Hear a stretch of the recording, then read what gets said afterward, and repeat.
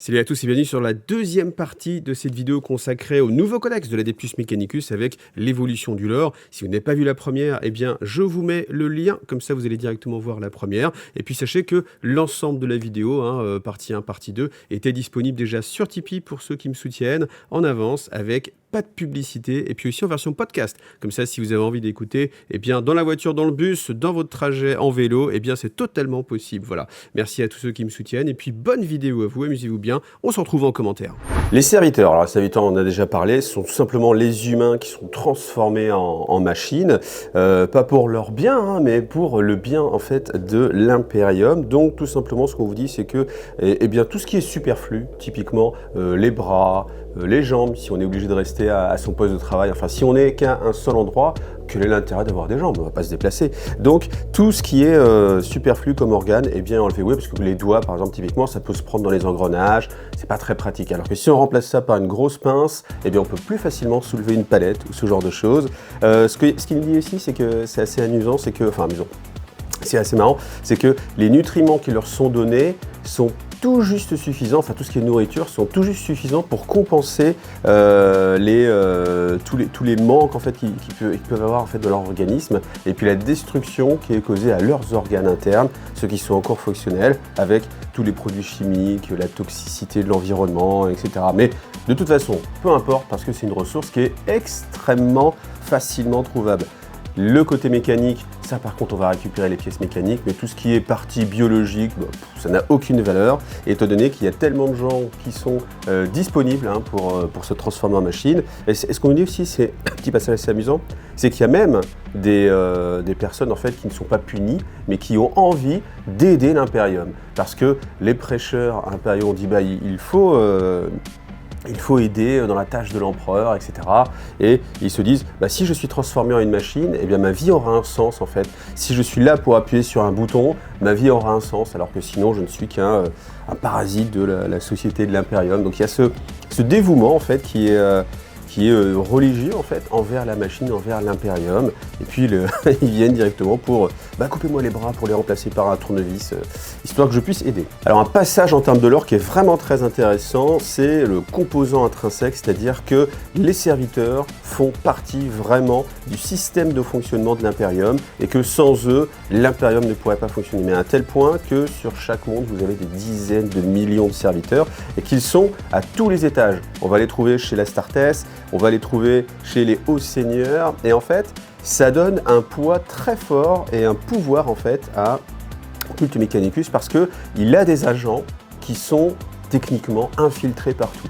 Et c'est quelque chose qui fait peur à certains agents de l'Imperium en se disant mais si jamais le Culte Mechanicus a envie de faire un coup d'état, si tout d'un coup eh bien, tous les serviteurs arrêtent de fonctionner, l'Imperium sera paralysé et cette peur-là, eh bien malheureusement, on ne peut rien y faire parce qu'ils sont un maillon essentiel et sans eux, rien ne fonctionnerait.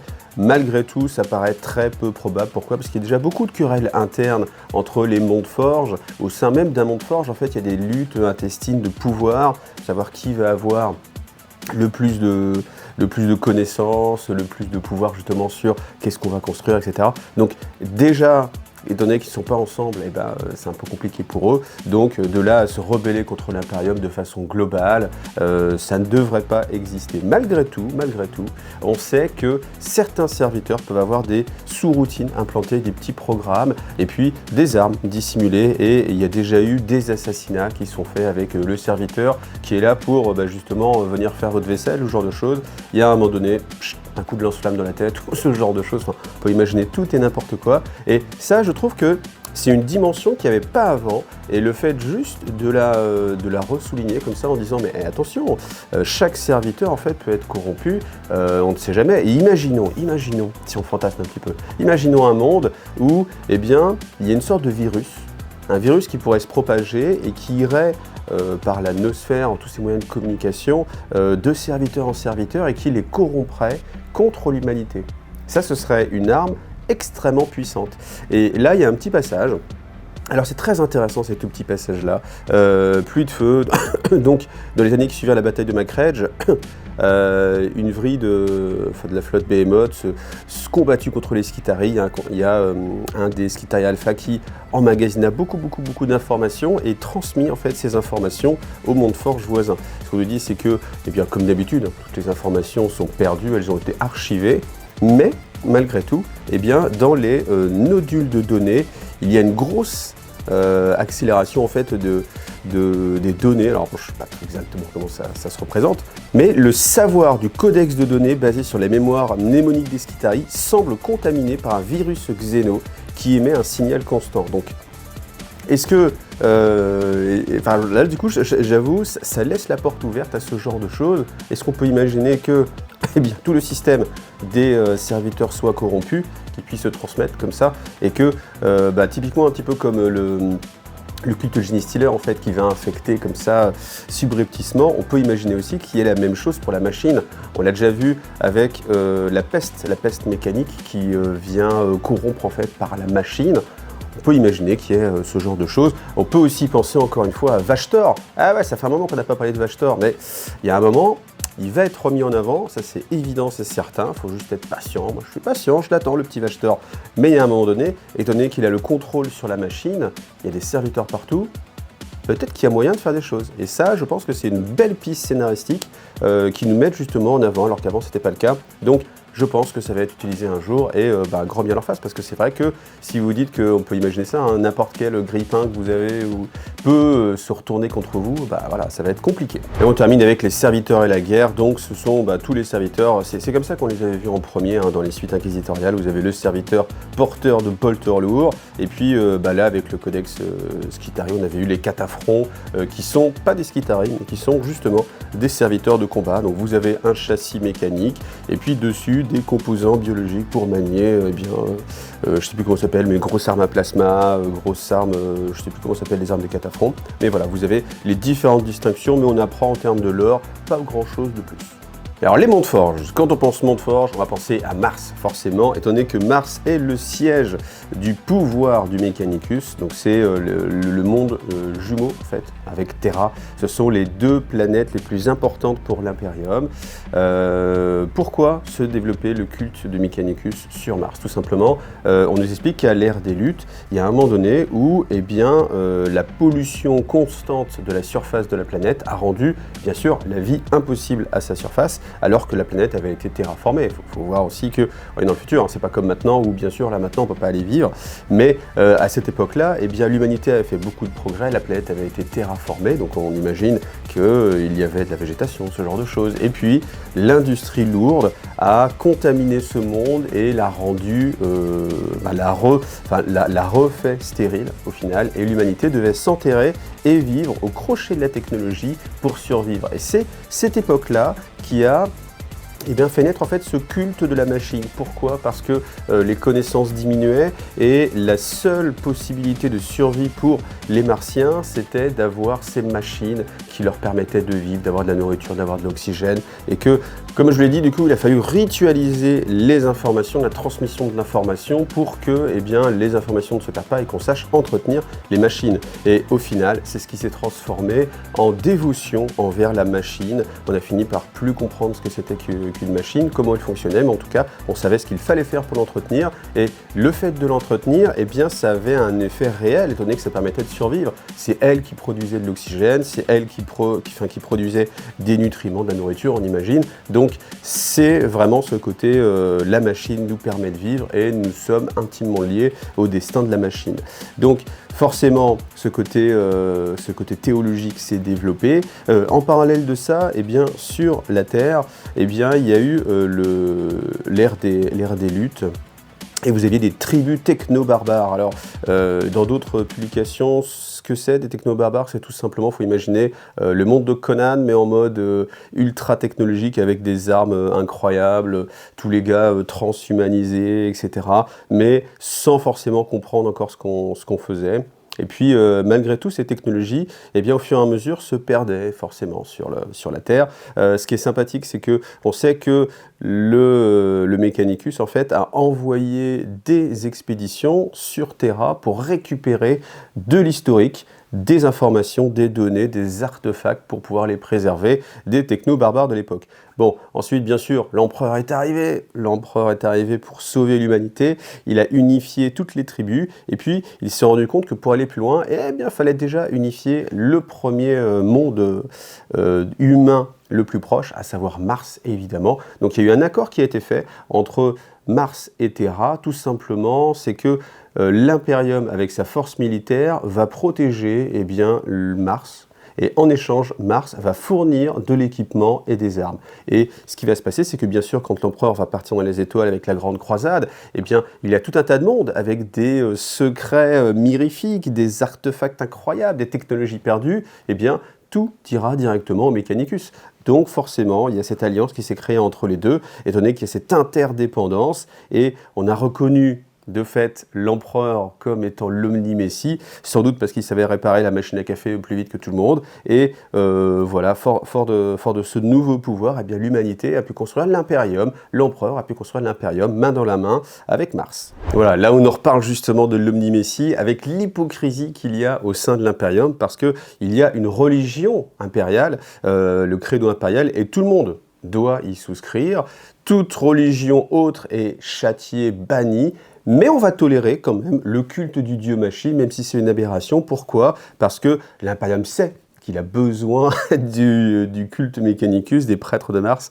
Donc forcément, on va le tolérer. Et puis après, il suffit en fait de se mettre d'accord sur le fait que l'empereur est considéré comme l'omni-messie, donc l'incarnation du dieu machine. On vénère le dieu machine, on vénère l'empereur, et puis on dit l'empereur est le dieu machine. Ouais, ok, ça passe. Allez. Alors après, il y a quand même une toute petite chose, c'est que certaines factions du Mechanicus se disent que simplement l'empereur n'est pas le dieu machine, mais un prophète du dieu machine, et que forcément ça crée des tensions et qu'on n'est jamais à l'abri d'un schisme et d'une guerre civile encore au sein de l'impérium. Donc vous voyez, il y a quand même moyen de faire la guerre. Hein. Si jamais l'humanité vient à détruire tous ses adversaires, et bien voilà, on va piocher dans toutes ces interactions politiques pour avoir eh bien d'autres ennemis en fait à abattre pour continuer la guerre. Si on commence à parler des mondes forges, voilà, on va aller zoomer vers Mars. Donc Mars, on en a déjà parlé un petit peu. Qu'est-ce qu'on apprend de plus, hormis que, eh bien, il y a vraiment cette prédominance de Mars par rapport aux autres mondes forges, à tel point que il se considère juste titre, comme ceux qui ont été bénis, parce que justement, l'omni-messie leur a rendu visite directement. Donc c'est le monde le plus saint, et de fait, chaque membre de Mars doit être révéré avec... ils doivent être considérés en tant que tels par les autres mondes forges, et ils ont des tribus, donc des tribus en matière première, bien évidemment, ce qui leur permet de construire des tas et des tas de vaisseaux qui partent encore prendre de plus en plus de ressources, et ainsi de suite, et créer comme ça un cercle de pouvoir. Dans la croisade de Mithus, eh bien, ce sont les forces de Mars qui sont le plus représentées. De toute façon, eh bien, c'est Mars qui a le plus de lieux de culte à travers la galaxie, de lunes forges, de mondes transformés. Donc, c'est forcément le monde forge le plus proéminent. Après, ce qui est très caractéristique aussi sur Mars, ce sont les anneaux de fer.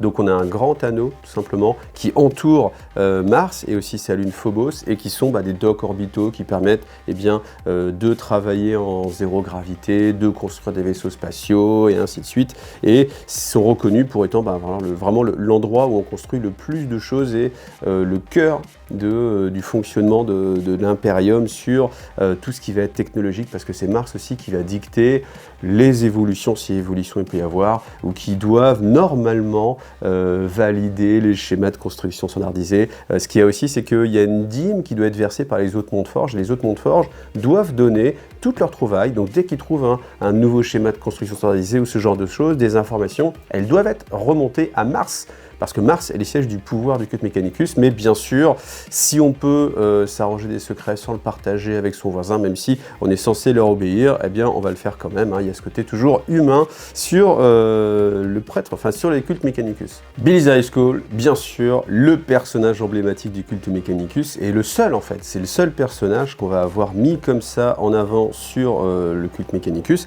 et j'avoue que je suis un petit peu déçu, parce que c'est quand même un personnage qui a une grande valeur, qui a apporté apporté beaucoup à l'Imperium, à l'histoire même de Warhammer 40 000, surtout avec la venue des Primaris, ce genre de choses. Et en fait, là, eh bien, on n'a que ce petit encart, il n'y a pas grand-chose à en dire. Alors, si ce n'est que Belisarius Cawl nous rappelle qu'il est plus vieux que l'Imperium, c'est-à-dire qu'il était déjà vieux il y a 10 000 ans, donc au moment où l'empereur faisait ses premiers pas politiques, on va dire. D'ailleurs, il y a des passages qui sont vraiment sympathiques. Alors, je vous avoue que je ne me rappelle plus dans quel bouquin j'ai lu ça. Ça doit être des bouquins sur les restes de Russes, forcément.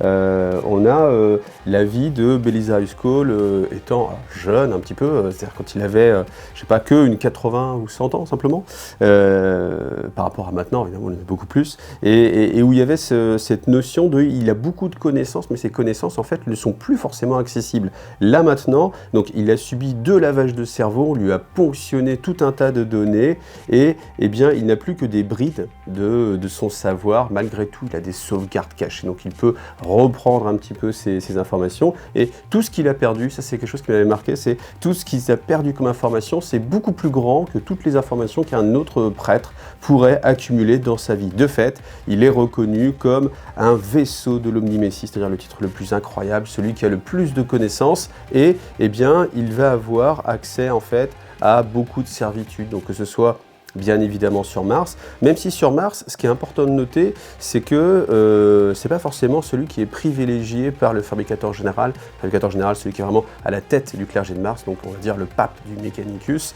Malgré tout, il a en fait des grandes surfaces sur Mars, des usines, etc. Et c'est étonnant parce qu'il est assez indépendant vis-à-vis du reste, mais en même temps, étonné qu'il a le plus de connaissances, eh bien on ne peut pas se permettre, alors si on peut essayer de lui voler, pourquoi pas, mais c'est assez dangereux étant donné que c'est quand même celui qui a le plus de pouvoir. Voilà. Alors il y a tout un passage aussi où dans l'inférieur de Cawl, c'est cette machine IA qui discute avec Roboute Guilliman. Si vous ne savez pas de quoi je parle, je vous invite à aller retourner vers la vidéo, je crois que je l'ai déjà mis d'ailleurs. Eh bien, la machine demande à Guilliman de donner à Belisarius Cawl le titre de fabricateur général pour qu'il remplace, pour qu'il soit la tête du Mechanicus. Mais ce qui est assez amusant, c'est que ce n'est pas forcément la volonté de Belisarius lui-même. Donc, pourquoi la machine lui a dit que ça? Moi, j'avais vraiment imaginé les choses dans le sens où l'IA, bon, on peut dire IA, hein, même si ce n'est pas censé être une IA, mais on suppute que c'est une IA. Guilliman, en tout cas, pense que c'est une IA. Cette entité, alors je dis petit passage, j'ai pas encore lu Génopère. Il paraît qu'on en reparle dans ce roman-là, donc si vous me dites des trucs sur Génopère, je ne l'ai pas encore lu, je le lirai bientôt, je pense que ce sera d'ailleurs la prochaine grande série sur IGTV.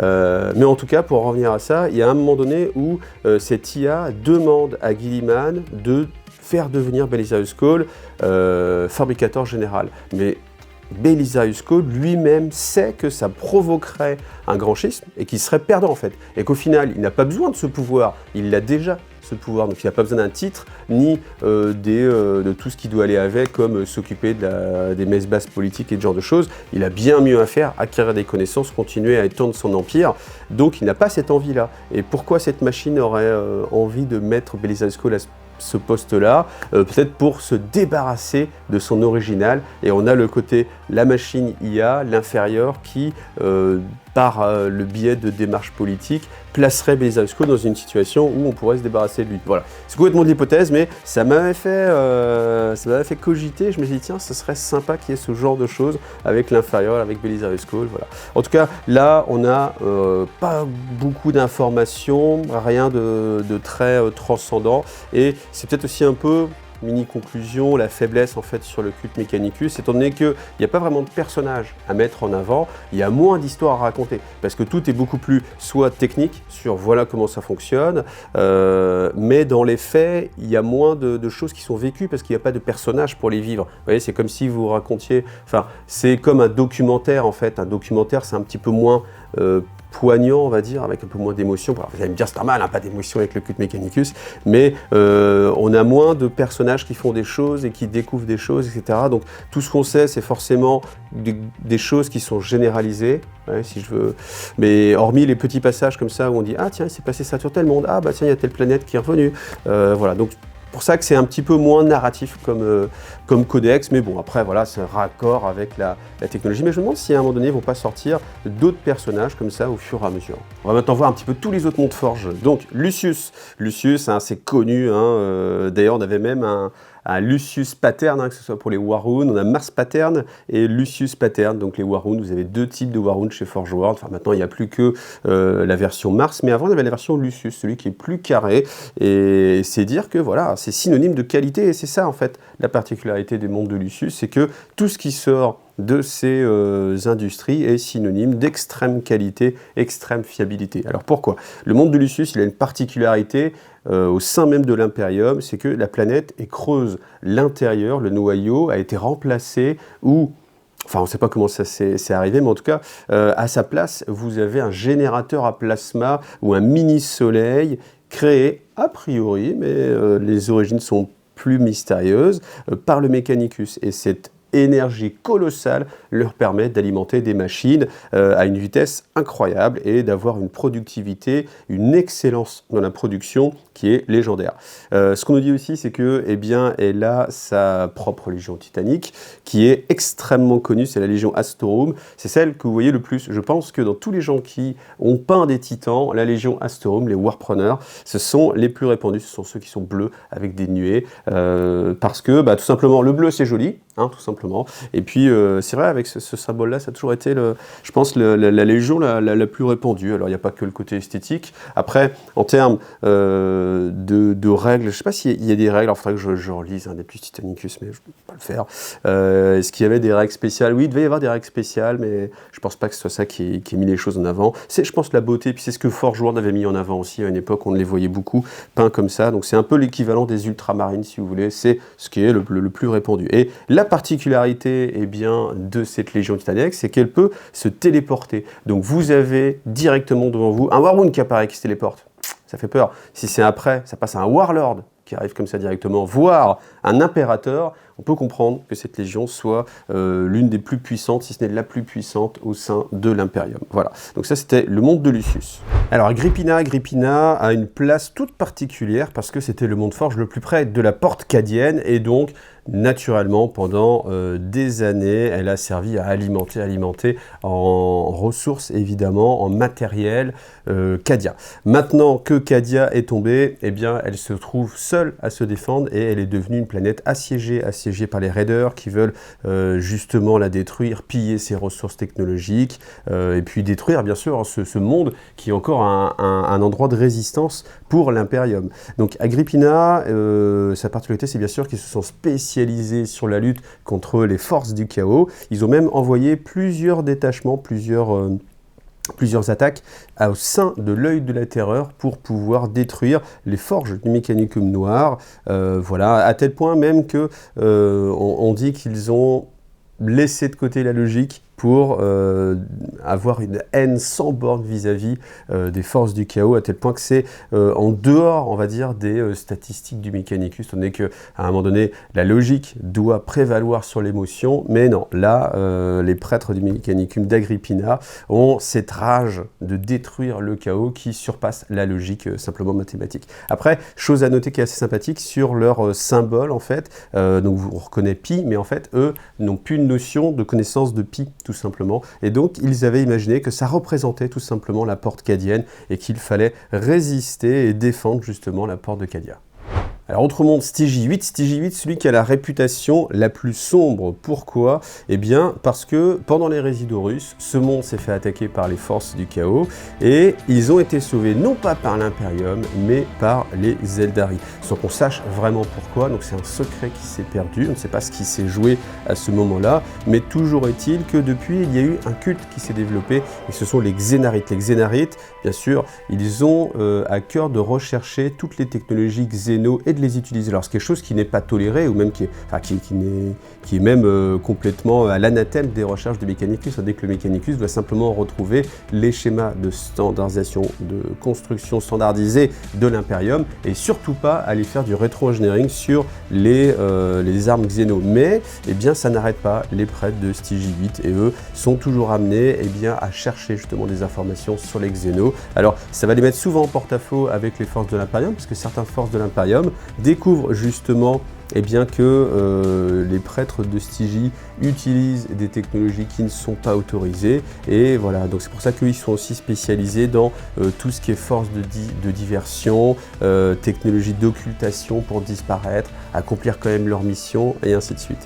Ce qu'on nous dit aussi, c'est que chercheurs de pierre, eux, ils sont très conscients de la noctilite. Noctilite, vous savez, ce qui étaient les monolithes de Cadia, ce qui est utilisé aussi par les nécrons, ce qui permet soit d'augmenter les facultés warp, soit au contraire de diminuer les facultés warp de ceux qui sont autour, donc de charger positivement ou négativement la noctilite. Et eux en sont conscients et l'utilisent plus que les autres. Voilà. Donc il y aura plus d'interaction entre eux et les nécrons, forcément. Si on les met dans une sorte de triumvirat avec l'impérium, enfin, on est entre l'impérium, on veut aller prendre des choses chez les nécrons et puis on s'est fait sauver par les Eldari, et ben ça crée quand même quelque chose d'assez original, voilà, donc à voir maintenant. Ce qu'on nous dit, c'est qu'ils avaient envoyé une force à l'intérieur de la toile des Eldari pour aller justement chercher la bibliothèque interdite, pour récupérer des informations. Malheureusement, la Cicatrice Maledictum s'est ouverte à ce moment-là, comme de par hasard, et on n'a plus de traces de cette expédition. Maintenant, ça veut aussi dire qu'on a mis de côté en réserve une force et qu'on pourra la ressortir du chapeau à n'importe quel moment. En fait, c'est toujours ça la magie de la narration de Warhammer 40 000, c'est que rien ne meurt, les choses disparaissent simplement. C'est pas il est mort, on n'en parle plus, c'est on n'a plus de nouvelles de lui. Comme ça permet quoi? Ça permet de le sortir du chapeau, hein, directement. Vous ressortez du chapeau, je sais pas, un Yarick par exemple, ou ce genre de choses, ou peut-être une petite force de Stygie, avec, ils ont réussi malgré tout à avoir quelques informations, donc ils ont des artefacts qui vont sauver, qui vont permettre, etc., etc. Retournement de situation, sauvetage de dernier instant. Alors Graia, la couronne des miracles, ça c'est un monde qui est assez intéressant, donc il y a deux particularités. Première particularité, ce sont ceux qui ont le moins d'émotions. Alors vous me direz, dans Mechanicus, il n'y a pas beaucoup d'émotions. Eux, c'est encore en dessous, à tel point que, eh bien, l'exemple est toujours le mec typique. Même face à un feu nourri, ils vont avancer sans aucune émotion, que ce soit vers la mort ou que ce soit vers la défaite. En tout cas, ils ne vont jamais reculer et toujours avancer, voilà. Donc c'est un atout forcément de temps en temps, parce qu'il n'y a pas le moral qui va jouer, donc ils ne sont jamais démoralisés, donc ils vont toujours avancer et ça va leur permettre d'avoir des victoires. Et à l'inverse aussi, parfois, quand il suffisait simplement de faire une retraite prudente pour se rassembler et contre-attaquer, eux ont continué d'avancer, puis c'est ce qui a permis à leur adversaire de triompher, donc c'est toujours à double tranchant. Maintenant, les prêtres analysent simplement les défaites comme des données statistiques pour permettre de ne plus faire les mêmes erreurs, mais même s'ils vont toujours aller en avant. Voilà. Et deuxième chose, mais qui est la chose la plus importante, c'est que Graia, elle aussi, comme Mars, est entourée d'une superstructure parfaitement symétrique, cette couronne qui entoure la planète. Contrairement à Mars, en fait, elle n'est pas reliée directement à la planète, mais c'est vraiment une structure qui l'englobe, et elle peut se déplacer à travers le warp, elle peut se téléporter pour aller à d'autres endroits de la galaxie. Donc ça, c'est incroyable, et on a vraiment cette image. Si en fait les flottes de Graia découvrent un monde assez riche en minerais, riche en ressources, eh bien on va entasser beaucoup d'armements, beaucoup de munitions dans l'anneau de Graia, la couronne, et la couronne va voyager à travers le warp, arriver autour de ce monde-là, donc comme une sorte de gros parasite, et elle va saigner à blanc ce monde, récupérer le maximum de ressources, et voilà, comme ça revenir après se téléporter sur le monde de Graia, et ainsi de suite. Donc, est-ce que cette technologie est rendue plus difficile maintenant, parce que vous savez que le voyage warp est beaucoup plus difficile maintenant qu'il y a la Cicatrice Maledictum? On ne nous le dit pas, donc ça sous-entend que pas forcément, et ça sous-entend même que la technologie qui est utilisée, eh bien, elle a intéressé aussi les nécrons. Vous savez que les nécrons, ils ont cette capacité, justement, je l'ai dit dans la vidéo de la semaine dernière. Si vous n'avez pas vu, comme d'habitude, je vous envoie vers la vidéo de la semaine dernière sur les nécrons. Ils ont cette capacité à voyager sans utiliser vraiment le warp. Donc là, on a quand même la notion que c'est un voyage warp, mais on peut supposer qu'il y a au moins une super protection ou quelque chose d'un petit peu différent. Et le fait que les nécrons s'intéressent justement à Graia et à cette couronne montre qu'il y a peut-être quelque chose d'un petit peu plus subtil. Et puis s'ils peuvent, eux, se permettre de voyager autant, voilà. Donc bien sûr, ce n'est pas sans risque, mais l'avantage d'envoyer sa superstructure pour cannibaliser complètement un autre monde, eh bien c'est tellement positif que ça vaut un petit peu tous les sacrifices. Et si jamais l'anneau se fait attaquer, il a tellement de capacités de production qui vont que pendant que le monde est en train de se faire piller, on va construire beaucoup de défenses, et puis épuiser l'adversaire, et puis après repartir sur Graia, et puis voilà. Donc c'est assez intéressant en termes de puissance, en tout cas. Il y a quand même encore une fois des petits ressorts scénaristiques qui peuvent être utilisés pour faire des choses vraiment assez incroyables. Alors Metallica, voilà, qui porte bien son nom, donc cette planète. Alors on nous dit qu'elle a perdu toute sa faune, toute sa flore, un peu comme toutes les planètes du Mechanicus. Je pense pas qu'il y ait de monde forge où on est encore des étendues de forêt ou de ce genre de choses, mais bon, là c'est encore plus marqué. C'est une planète en tout cas qui est très riche en minerais, donc on a beaucoup de choses, mais en fait c'est quand on réfléchit en fait à l'échelle de Warhammer 40 000, même si la planète est incroyablement riche, en fait je pense qu'elle sera déjà épuisée, hein, vu l'industrialisation extrême qu'il y a. Je pense que cette planète ne tient pas la route en termes de logique, étant donné qu'elle doit tellement se faire pomper en fait en ressources qu'au final on ne devrait plus avoir un ensemble métallique, mais voilà, plus planète. Bon, peu importe, imaginons, ça passe. Qu'est-ce qu'on sait sur Metallica ici? On ne nous dit pas grand-chose. Pourquoi? Je pense pas parce que il y a eu des bouquins qui sont sortis, secteur Charadon, qui détaillent vraiment l'attaque qu'a subi Metallica, parce que la Death Guard est venue attaquer Metallica. Je me rappelle avoir lu, il y a de ça pas mal de temps, justement, ces bouquins de campagne. Je me rappelle... Je ne vais pas me retaper le bouquin juste pour ça, mais je me rappelle que le fabricateur général de Metallica était une grande entité, une sorte, je me demande si j'ai pas fait peut-être une petite vidéo, je me rappelle plus que ça me rappelle des choses, une sorte, faut imaginer un corps qui était une sorte de Bendblade qui avait été transformé pour pouvoir lutter, et je crois qu'il avait été infecté par une peste de la Death Guard, la peste mécanique, et qu'au final, il avait fini par succomber, ou en tout cas, il ne restait plus aucun composant biologique, il ne restait plus que le côté machine, et dénué de réflexion, je sais pas, il y avait quelque chose comme ça, mais en tout cas, je me rappelle avoir cette notion que le monde de Metallica avait perdu son fabricateur général, et que c'était mal barré, mais que, comme dans tous les combats quasiment de Warhammer 40 000, c'est difficile, il y a une attaque, ils perdent, mais la situation n'évolue pas, et on reste dans une sorte de statu quo. Voilà, là, on ne dit pas grand-chose de plus, si ce n'est que alors, si peut-être après le côté un petit peu sympa, hein, si on connaît un petit peu la musique, Metallica, voilà, et bien là c'est mis en avant. C'est mis en avant par le fait que ce monde forge résonne tout le temps de musique, la musique de l'industrie, et que c'est quelque chose qui est loué par tous les habitants de Metallica, parce que c'est un peu la parole de l'Omni-Messie, et c'est une sorte de prière, donc il faut que chaque arme fasse du bruit. Alors, est-ce que c'est en rapport, un petit clin d'œil avec le groupe Metallica, et retrouver ça? Je pense que oui, c'est assez amusant. Donc voilà, c'est les choses qu'on va apprendre ici. On n'a pas, même sa Légion Titanique, on n'a pas beaucoup plus d'informations. Mais voilà, si vous voulez plus d'informations, si vous pouvez vous les trouver. Je me demande d'ailleurs si ces bouquins ne sont pas disponibles sur Warhammer+. Je ne sais pas, faudrait aller vérifier à l'occasion. Étant donné qu'il y a toute la partie lore. Ah, est-ce que...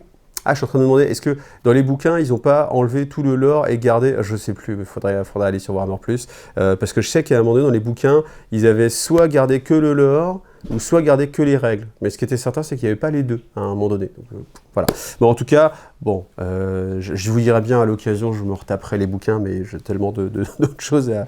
Et puis, je me rappelais que c'était pas transcendant. Je me rappelle que soit je l'avais lu, je me dis, je vais en faire une vidéo, soit j'ai pas fait de vidéo, mais quoi qu'il arrive, je m'étais dit, c'était pas transcendant. Voilà. Alors, un autre monde forge qui a été assez connu pour ceux qui achetaient du Forge World, c'est Risa, parce qu'on avait les Risa Patterns, c'était tout ce qui est armes, technologie, un peu plasma, on avait les Manros Risa Pattern.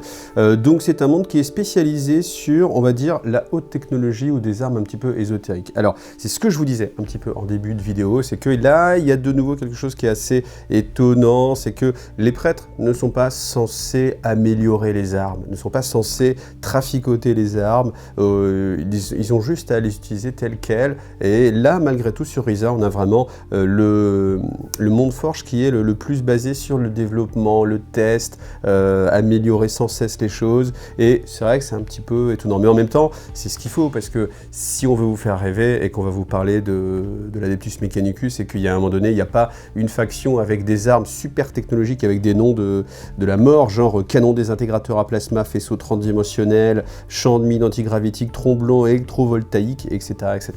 Ben, on passe quand même à côté de quelque chose. Donc, ce monde, il a la particularité d'être assailli par deux WAG qui viennent complètement se centraliser sur ce point de combat. Évidemment, ils vont lutter.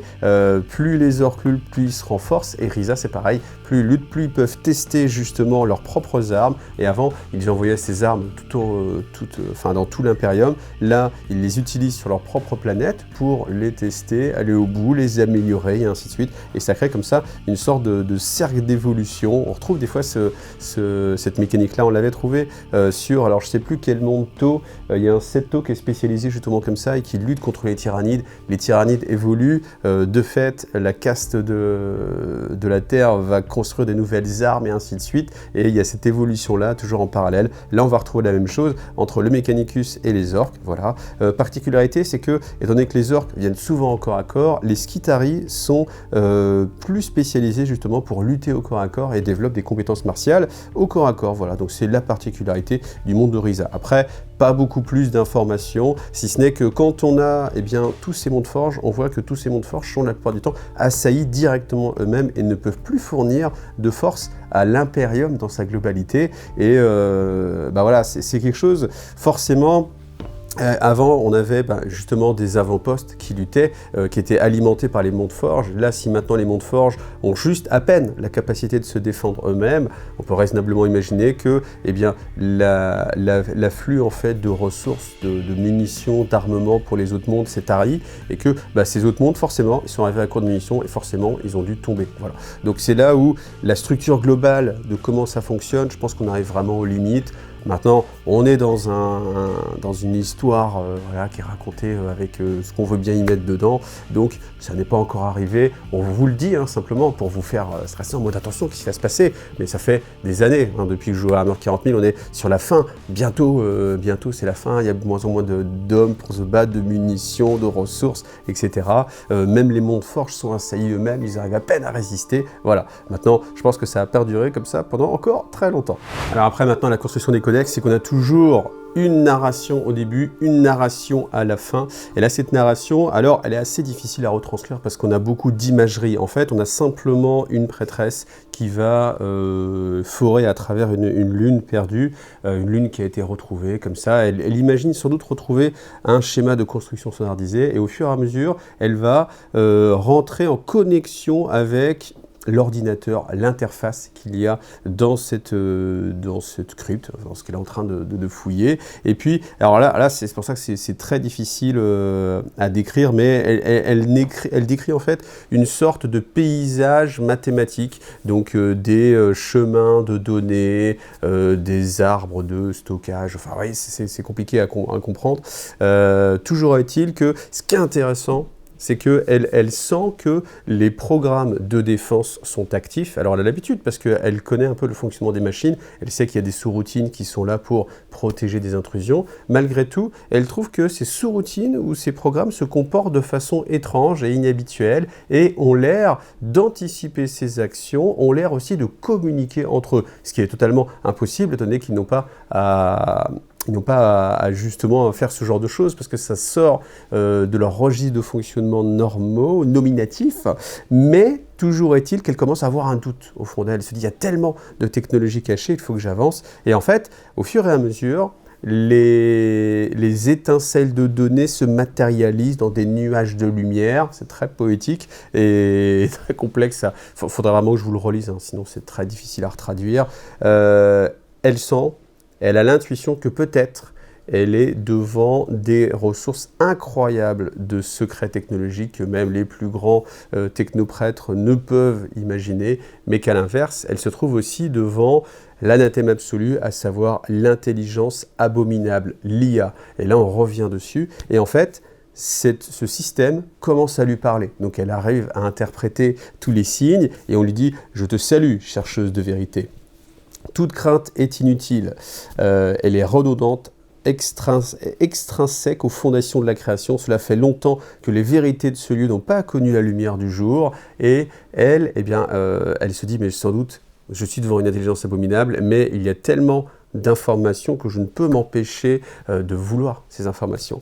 Et tout simplement, ce qu'on lui dit à la fin, c'est un accord peut se conclure, dit la voix, moyennant un maigre prix à payer au regard de la valeur de la clé. Et voilà, on en est là. Donc tout ce passage-là, c'est vraiment pour nous dire l'IA. Encore une fois, l'IA. Moi, à chaque fois, dans beaucoup de vidéos, je vous parle de l'IA dès qu'il y a une possibilité. Pourquoi? Parce qu'on nous met de plus en plus de petites balises, comme ça, en disant, regarde, tu as lu tout le côté lore de ce Codex Mechanicus, et par quoi on va terminer? On va terminer par une clé pour libérer l'IA. Et c'est pour ça que si on revient à, je ne sais plus comment il s'appelle, mais le monde dont on parlait un petit moment, l'axiome nullivar, si je dis pas de bêtises, peut-être que justement il y a de l'intelligence artificielle dessus, peut-être qu'on va aller vers une faction d'IA, et en fait on le met tellement encore en avant que bon, moi c'est un peu ce que j'attends, hein, le jour où cela va sortir, ça peut être vraiment très sympathique, quelque chose. Alors après, si on sort un petit peu du côté narratif et puis qu'on imagine un peu commercialement ce que ça peut représenter, sortir une nouvelle armée qui serait basée sur l'IA, est-ce que ce serait pas un petit peu trop proche du Mechanicus? Peut-être. Est-ce que ça ressemblerait pas un peu trop au Cogna avec leurs ordinateurs, les Votan? Peut-être. Est-ce que on va pas déjà sortir le Mechanicum noir, voilà, et que ça ferait un petit peu redondant? Est-ce qu'on n'a pas déjà les Necrons, qui sont au final une sorte d'intelligence mécanique? Ouais, c'est vrai. Est-ce qu'on n'a pas déjà des IA chez les taux, etc. Donc vous voyez que malgré tout, il y a quand même beaucoup de choses qui existent déjà. Donc moi, c'est la limite, je me dis, rajouter une faction qui serait de l'IA un peu pure, est-ce que ce serait vraiment, en termes de marketing, là on sort vraiment du spectre de ce qui peut arriver, quelque chose de pertinent? Je ne sais pas. Maintenant, moi, j'aurais envie tout simplement pour la variété, parce qu'à chaque fois qu'il y a une nouvelle faction qui sort, ce genre de choses, c'est toujours sympathique, ça laisse rêver. Après, si on revient un peu sur comment sont traités les Cogna, les Votan, etc. C'est pas des plus sexy, mais au final, ça laisse une porte ouverte pour s'évader un petit peu, changer un petit peu. Et puis, c'est vrai que quand on a joué à 40 000 depuis des années, tout est bon à prendre. Voilà. Donc, conclusion, comme je vous disais juste avant, peut-être ce qui est un peu dommage dans ce codex, c'est que, étant donné qu'on n'a que Belisarius Cawl comme personnage emblématique, eh bien, il n'y a pas vraiment d'histoire narrative. On a vraiment beaucoup de description du fonctionnement du Mechanicus, mais une fois qu'on a ça, eh bien, il va falloir vraiment aller chercher ailleurs pour avoir des histoires, des petites choses qui avancent. Malgré tout, encore une fois, voilà, le nullivar, l'axiome nullivar, je pense qu'il y a vraiment, là, pour moi, c'est l'élément le plus important de ce codex sur l'évolution du lore. Je pense vraiment que ça peut donner naissance à une campagne, simplement. Alors, qu'est-ce que ça va être? Je ne sais pas, mais en tout cas, le fait que ce soit mis là, je pense que dans les cartons de Games Workshop, il y a quelque part cette nouvelle campagne qui va sortir avec peut-être, comme je vous l'ai dit, soit Mechanicum noir, mais en fait quelque chose d'autre, quelque chose de nouveau. Voilà. Donc voilà, merci à vous d'avoir vu cette vidéo. Si vous avez vu aussi la vidéo sur les Necrons, eh bien, n'hésitez pas à me dire si vous préférez le style de présentation un petit peu plus debout, voilà, en train de parler, etc. Ou cette version assis en train de regarder le codex. Voilà, moi ça me permet comme ça d'avoir des informations, de compiler des données. Comme d'habitude, si ça vous a plu, pensez à liker, vous abonner. Si vous êtes généreux, un petit coup de Tipeee. Et puis vous avez aussi tous les liens vers les partenaires, ce qui me permet moi aussi de continuer à faire ce type de vidéo. Voilà. Merci à vous d'avoir vu cette vidéo. Abonnez-vous à Wargame Lore Guide TV, c'est la chaîne 100% fluff que je suis en train de développer, de faire grandir. Et puis, elle a besoin de vous pour grossir et me permettre de continuer. Voilà, tout simplement. Allez, à bientôt. Salut à tous.